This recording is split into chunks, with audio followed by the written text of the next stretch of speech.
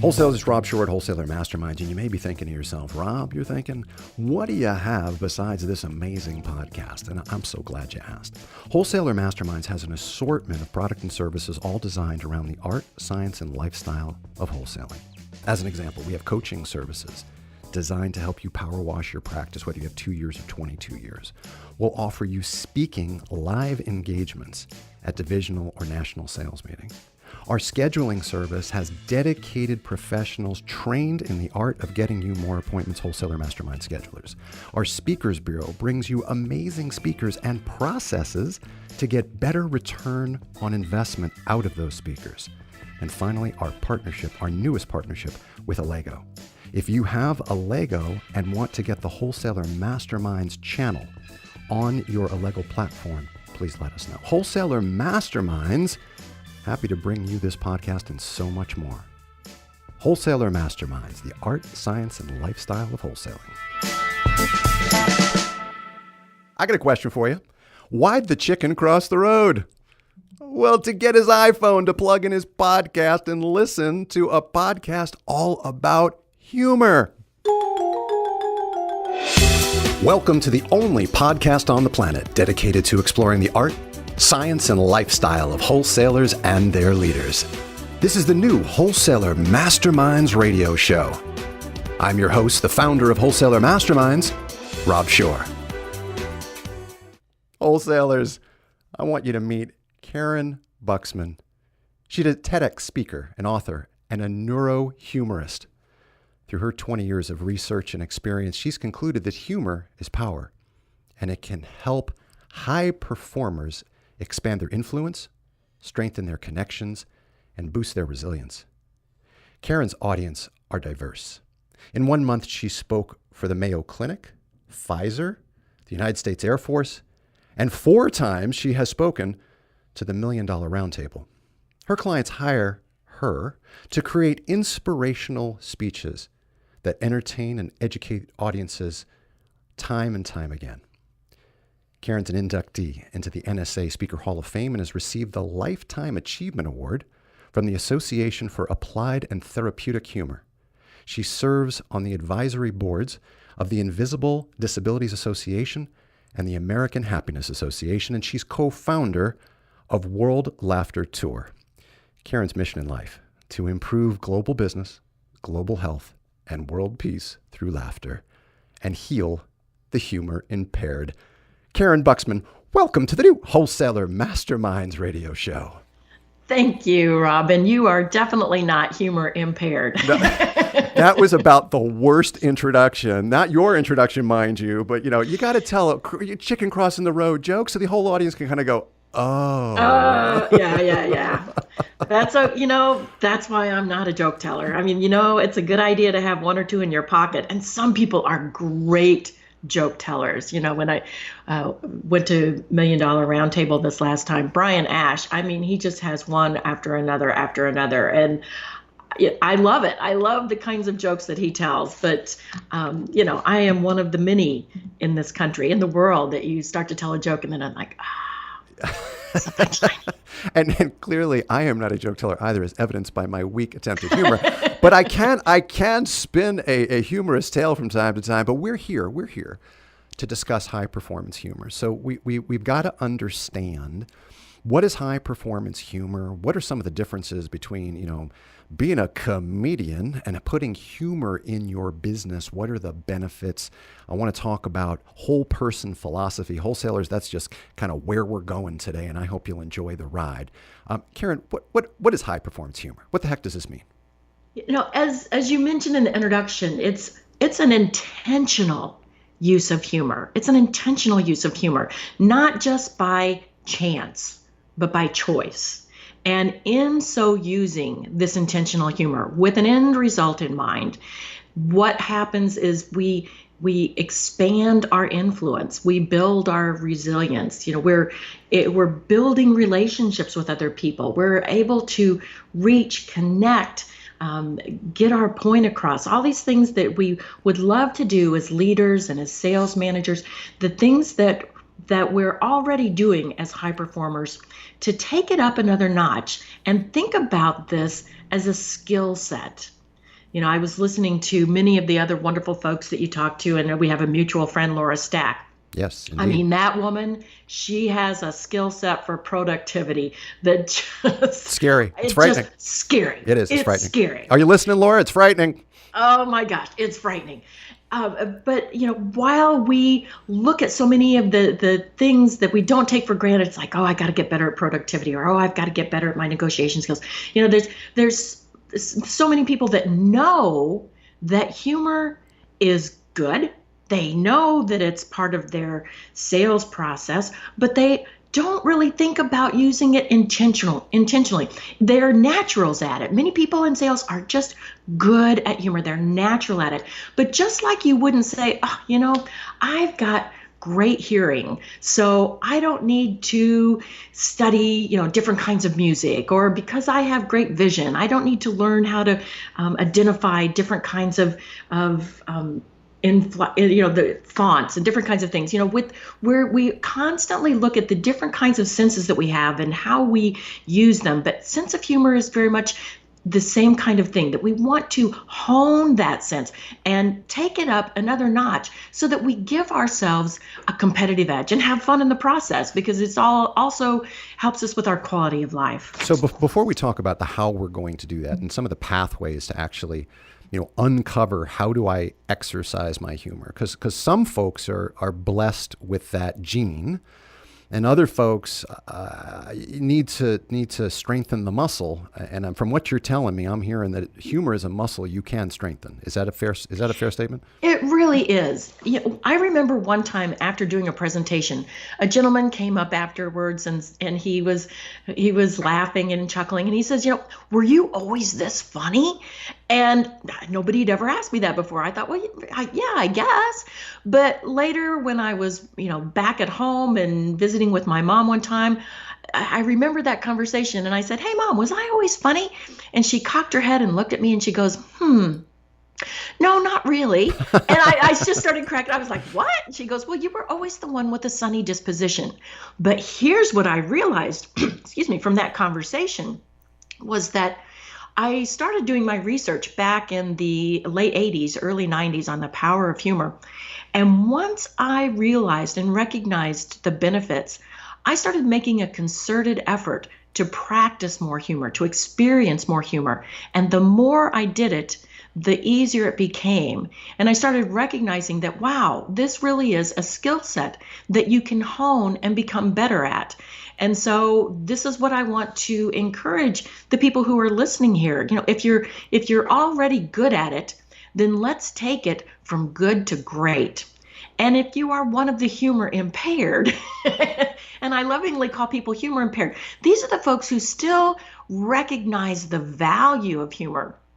They just don't get it. It's when everybody else is laughing and carrying on, they're going, what was the point? Can you tell that again? Wait a minute, back up. And so by practicing this and experiencing this more often, you really can develop this muscle. I want to frame it just a little bit further. You speak about something called the whole person philosophy. And I want to harvest that idea a little bit and help our wholesalers, listeners understand what you mean by whole person philosophy and how this is accretive to that whole person philosophy. Tell us about that. Yeah, this was something that I learned about in my previous career when I was in healthcare and nursing, Mortimer Adler, and the whole person philosophy. But this is something that $1 Million Roundtable embraces, and this is why I believe that the people who are part of this organization continue to be so successful and can even improve their success further. Because the whole person concept is that you're not just focusing on one part of your life.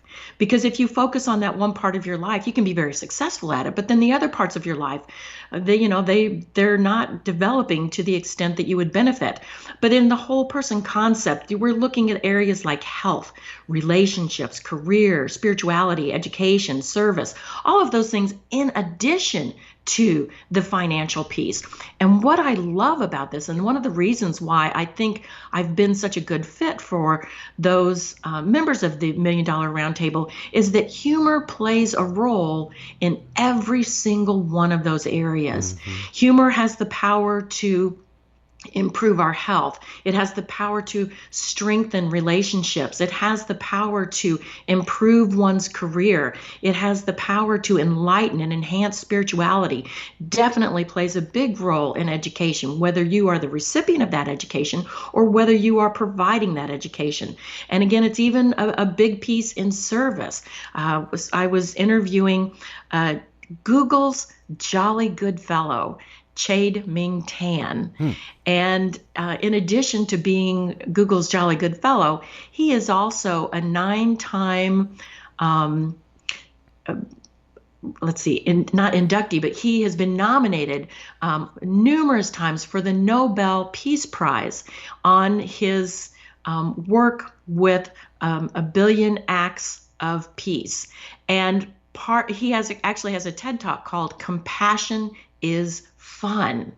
And so, in his spirit of service, he weaves lots and lots and lots of humor in that. And then, in terms of financial, I have discovered and will shout from the rooftops that funny means money. Funny means money. I love that expression, by the way. Funny means money. I love that expression. That's where we were going till you sent me your notes. When you said we're talking, I was like, oh, no. I'm looking through all your stuff on the website, and I'm like, where should we go? Oh, funny means money. That's this audience, baby. Woo-hoo, yeah. All right, so let's roll up our sleeves. So you've given me the benefits of humor, and I'm going to list them because they're in our notes, and I think they're all important. And if you want to expound on any of them, please feel free. And there's one that I want to ask specifically about. Sure. So some feel intuitive, right? So humor will increase my likability. I can see that. Humor will increase my trust. Now I'm going to stop right there for a second. How do I use humor deftly to increase my trust and not have it kind of flow over into, oh, he's a goofball, I don't trust him? Oh, I'm so glad you asked that. There's different styles of humor, and I know we're getting a little bit deep, That's okay. But hang on here, yeah. Because there's different humor styles. When you are sharing humor, you can be using humor that is a connective kind of humor.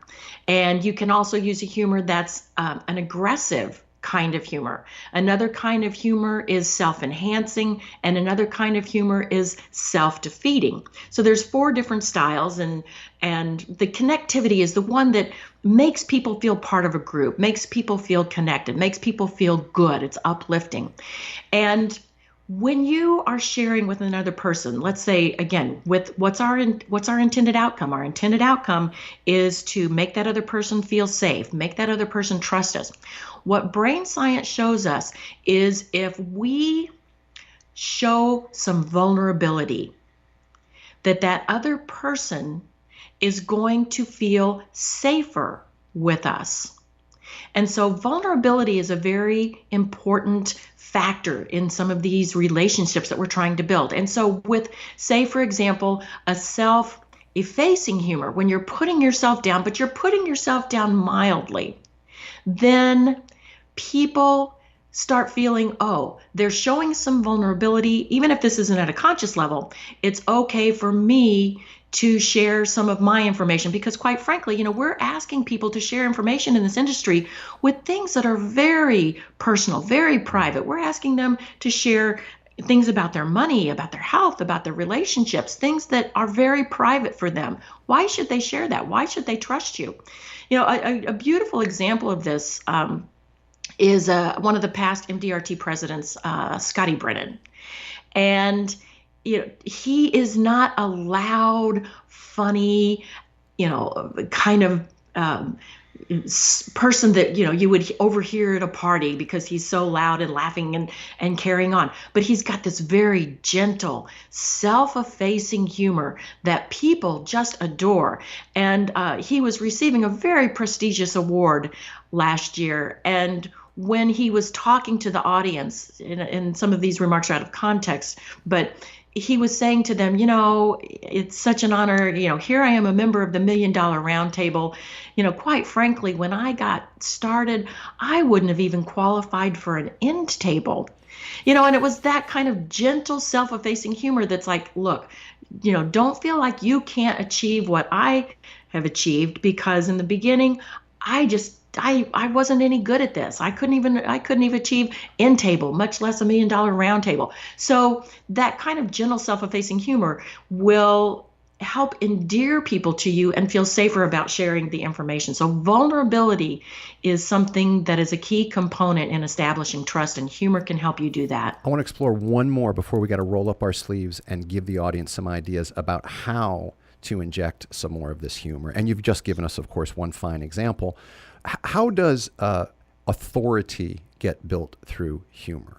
Because perhaps intuitively you think authority, you don't necessarily think about laughter and authority going together, but they might, and you're going to tell us why. I am. It's fascinating, and I love doing this when I'm at gatherings, because social research has shown that the person who feels they have the least to lose is generally the person who is initiating the humor, or the person who feels they're more in a position of power. And so when you are initiating humor, or you are the one sharing the most humor, again, it's often at a subconscious level, but what you are establishing with the recipients of your humor is some power. It's an alpha kind of thing to do. And humor can also be a tool, as we said, to strengthen relationships. It can also be a weapon. And when someone is using humor to put someone in their place, or to put them down, or even to tear them down, because not all humor is uplifting, when you are in that situation, you are establishing a position of power and a position of authority. And so again, what is your intention, and what's your expected outcome? You want to keep these things in mind when you are sharing your humor. I'm just reflecting on. I'm thinking about those situations that the picture you just painted in that social environment. Let's move on to how we can help folks either tune up their funny or unleash their funny, and do it in that high performance manner. Now you've got 6 bullet points. We don't have time for 6. I want you to guide me and tell our audience, if you had to pick what that would be, then let's just pick a couple to go through today and help people improve their funny. So what would one be? Absolutely. I would say that the very most important is see funny. See funny. So many people think that when we're saying you should use more humor, that what we're actually saying is that you need to be funnier. And the pressure's on. The 2 most common pushbacks I get when I'm talking and coaching people about humor is, well, what if people don't take me seriously, and what if nobody laughs? The people feel a lot of pressure about how are they going to be perceived, and will they be funny enough? And so the pressure is off. When someone says, I'm just not funny, my response is, great, because you don't have to be funny. What you want to do is start finding the humor around you, appreciating the humor around you. Many of the greatest leaders that I've had the privilege of meeting and interviewing around the world have been humor appreciators, but not necessarily humor initiators. And so when you can find the humor around you, because some people will say, but you just don't understand. There's nothing funny happening in my life. And it's like, well, if that's your belief, that's your reality. A philosopher, Ashley Brilliant, said, if I hadn't believed it, I wouldn't have seen it. And so if you don't believe the humor's there, you're not going to see it. But if you start listening for it and you start looking for it, you're going to see things and you're going to hear things that other people are missing. And as a high performer, you're going to start recording these. You're going to start keeping a journal, or you're going to start keeping a file where you have these, and you can start weaving them in, which is my second recommendation is taking action. How are you going to implement it? Because there's so many different ways today that we communicate. We communicate via email. We communicate via text. We communicate via documents. We communicate one-to-one. We communicate in presentations. We communicate in our marketing and advertising. And humor plays a role in every single one of those. But for now, how could you pick one?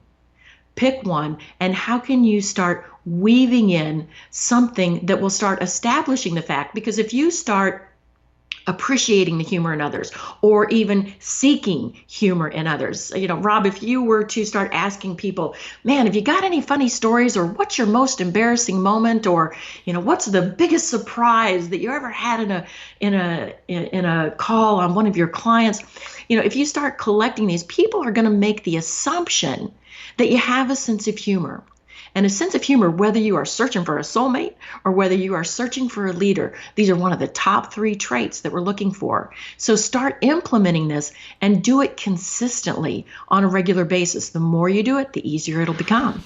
I want to just pick around on that a little bit. I hear loud and clear the see funny, and I understand the take action. And for those folks in the listening audience that might be thinking, okay, I get the see the funny, but it's the take and the action. And you gave us one pathway to get there, right? Which was to ask others about their funny observations or their humorous observations, et cetera.